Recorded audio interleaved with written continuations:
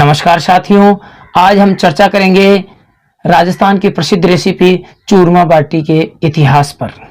चूरमा बाटी का इतिहास जानने से पहले हम राजस्थान प्रदेश की सामान्य जानकारी पर चर्चा करते हैं। राजस्थान भारत का एक राज्य है जिसमें आजादी के समय 19 रियासतें और 3 ठिकाने थे। 7 चरणों में इसका एकीकरण हुआ और 1956 में यह मूल स्वरूप में आया। राजस्थान का क्षेत्रफल 3,42,239 वर्ग किलोमीटर है। इसकी स्थलीय सीमा की लंबाई है 5,920 किलोमीटर और अंतर्राष्ट्रीय सीमा बनती है इसकी 1,070 किलोमीटर, जिसको रेड क्लिफ के नाम से जाना जाता है। गुजरात, पंजाब, हरियाणा, उत्तर प्रदेश और मध्य प्रदेश इसके पड़ोसी राज्य हैं। राजस्थान प्रदेश भौगोलिक रूप से विविधताओं से युक्त प्रदेश है। इसकी भौगोलिक स्थिति के आधार पर मुख्य रूप से इसको 4 भागों में बांटा जा सकता है: पश्चिमी मरुस्थलीय प्रदेश, पूर्वी मैदानी प्रदेश और अरावली पर्वतीय प्रदेश और हाडोती प्रदेश। चारों भौगोलिक प्रदेशों की अलग अलग विशेषताएं हैं। पश्चिमी मरुस्थलीय प्रदेश गोरे धोरों से युक्त है। यहाँ 25 सेंटीमीटर से भी कम वर्षा होती है। तेज धूप और लू से बचने के लिए झोंपे बनाए जाते हैं। रोहिड़ा, खेजड़ी और कंटीली झाड़ियां यहाँ की प्रमुख शुष्क वनस्पति है। हिरण यहाँ प्रमुख रूप से पाया जाने वाला जीव है। पूर्वी मैदानी भौतिक प्रदेश ये बनास नदी बेसिन क्षेत्र है जो उपजाऊ है और इसे मालपुरा करौली के मैदान के नाम से भी जाना जाता है। यहाँ मोरिंडा मिट्टी से बने मकान पाए जाते हैं। दक्षिणी पूर्वी प्रदेश या हाडोती का पठार, इस भौतिक प्रदेश में चंबल बेसिन क्षेत्र की उपजाऊ मिट्टी है। यहाँ लावा मिश्रित सेल व विंध्य सेलों का मिश्रण है। काली सिंध और आहू नदियां इस क्षेत्र में बहती है। हीरामन गागरोन के तोतों के लिए प्रसिद्ध क्षेत्र और गागरोन का किला इसी क्षेत्र में है।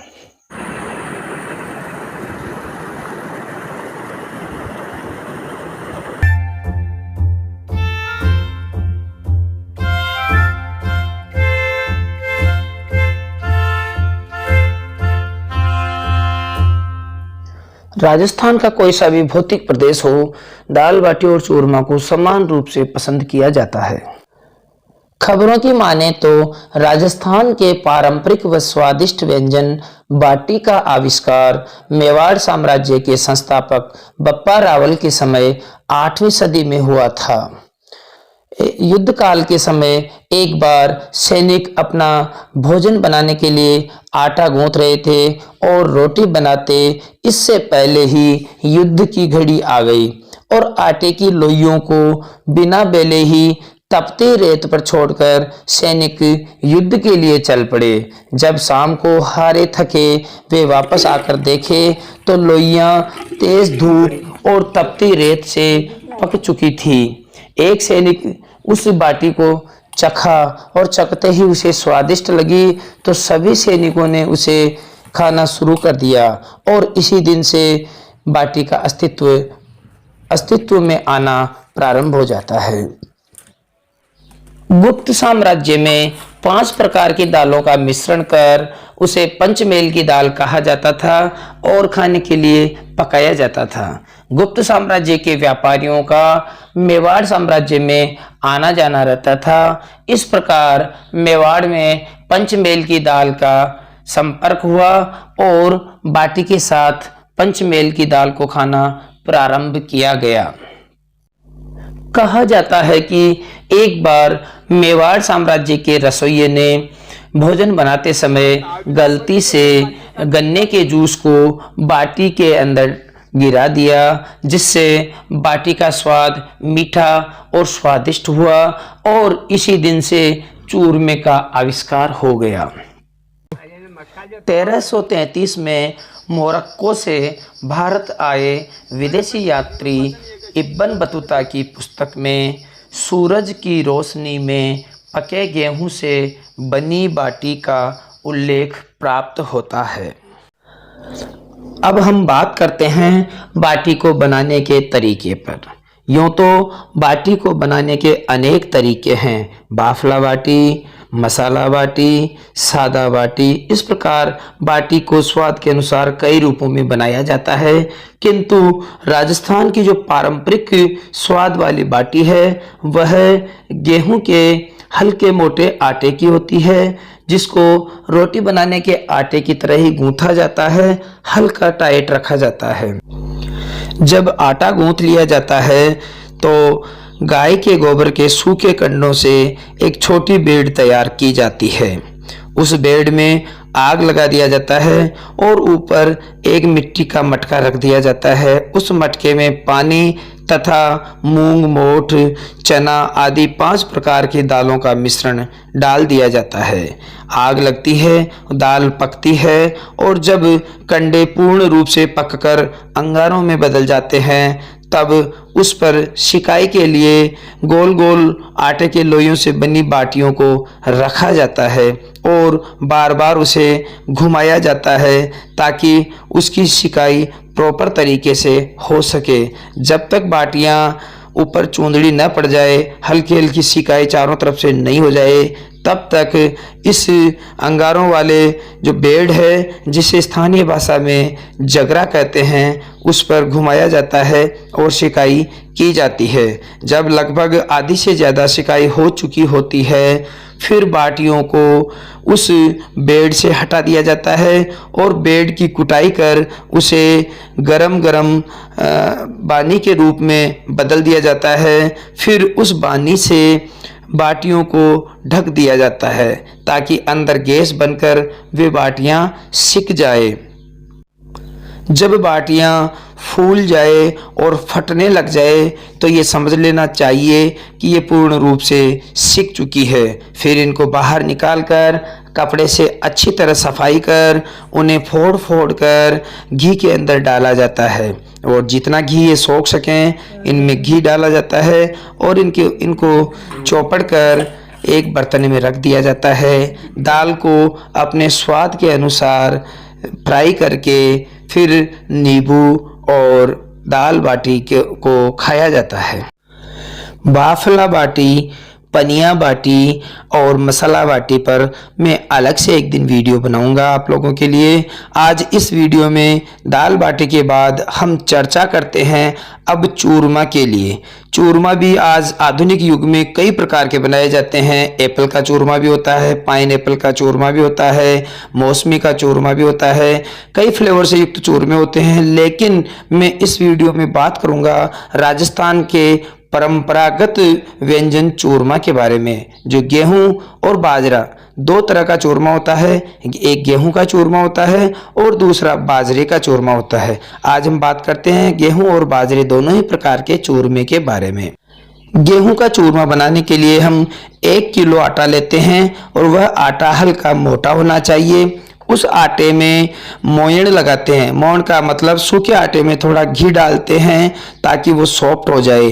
फिर उसमें हल्का हल्का पानी का छिड़काव देते हैं और हाथों से मसलते रहते हैं। जब वो थोड़ा गीला हो जाता है फिर उस आटे को मोटे चलने से छान लिया जाता है। छानने के बाद जो रोएदार सामान तैयार होता है उसे मोगर बोलते हैं। इस मोगर के मोटे मोटे बाटे बना लिए जाते हैं। फिर उनको बाटी की तरह ही धीरे धीरे जगरे में सेका जाता है। सिकाई होने के बाद उनको कपड़े से साफ कर फिर हाथ से फोड़कर कूट लिया जाता है और वापस मोटे चलने से छान लिया जाता है। फिर ये सिका हुआ मोगर तैयार हो जाता है। इसमें लगभग 1 किलो में पाव भर घी और 600 ग्राम बूरा डाल दिया जाता है। यह लगभग एक स्टैंडर्ड मानक है। आप घी और बूरे की मात्रा को अपने स्वाद के अनुसार कम या ज़्यादा भी कर सकते हैं।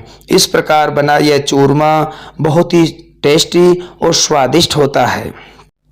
आप चाहें तो इस चूरमे में अपने स्वाद के अनुसार ड्राई फ्रूट्स भी डाल सकते हैं। अब हम बात करते हैं बाजरे के आटे से बने चूरमे की। बाजरे का चूरमा बनाने के लिए स्टोर से थोड़ा बाजरा निकालते हैं और अब ये बाजरा निकल गया है। अब इसकी हम थोड़ी सफाई कर लेते हैं। सफाई होने के बाद ये साफ सुथरा बाजरा चूरमा बनाने के लिए पीसने के लिए तैयार हैं। अब इसको चक्की में थोड़ा मोटा बुरबुरा पीस लेते हैं।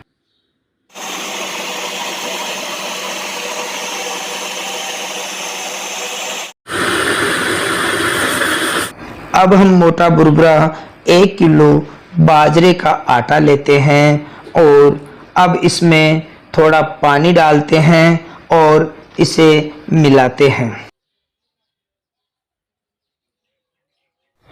ध्यान रहे पानी एक साथ नहीं डालना है, पानी थोड़ा थोड़ा करके डालना है और सारे आटे में मिलाते रहना है। इस प्रकार ये एकदम गीला भी नहीं होगा तो सूखा भी नहीं रहेगा। लगभग अच्छी तरह से सारा आटा भीग जाने के बाद हम इसके बाटे बनाते हैं। अब धीरे धीरे पानी अच्छी तरह से मिक्स हो चुका है। अब हम इसके बाटी से लगभग दुगनी साइज के बाटे तैयार करते हैं और इनको सेकने के लिए एक बेड तैयार करते हैं। यह गाय के गोबर के कंडों की एक छोटी बेड तैयार है। इसे स्थानीय भाषा में जगरा कहते हैं और यही नेचुरल और ओरिजिनल तरीका है चूरमे और बाटी को बनाने का। इस पर हमने एक मिट्टी का घड़ा चढ़ा दिया है। इसमें लगभग 5 प्रकार की दालों का मिक्सर डालेंगे जो पंचमेल की दाल होगी। गोबर के कंडे अंगारों में बदल चुके हैं। अब इन पर हम बाटियां और बाटों को रखेंगे और धीरे धीरे धीमी धीमी आंच में इनकी सिकाई करेंगे। यदि आपके दांत नहीं है और बाटी को सॉफ्ट बनाना चाहते हैं तो उसे आप दाल के साथ भी उबाल कर खा सकते हैं। अब ये बाटे अच्छी तरह से सिक चुके हैं। अब इनको साफ करके अमाम दस्ते में कूटेंगे और बड़े मोटे चलने में इनको छानते रहेंगे। जो मोटे टुकड़े बचते हैं फिर उनको हम बार बार अमाम दस्ते में कूटेंगे और छानते रहेंगे। इस प्रकार ये बूर तैयार हो गया। इस बूर में अब हम 1 किलो आटे के अनुपात में 650 से 700 ग्राम गुड़ मिलाएंगे और इसमें पाव भर घी मिलाकर अच्छी तरह इसका पेस्ट बना देंगे और अब सर्व करने के लिए बहुत ही स्वादिष्ट चूरमा आपकी थाली में खाने के लिए तैयार है।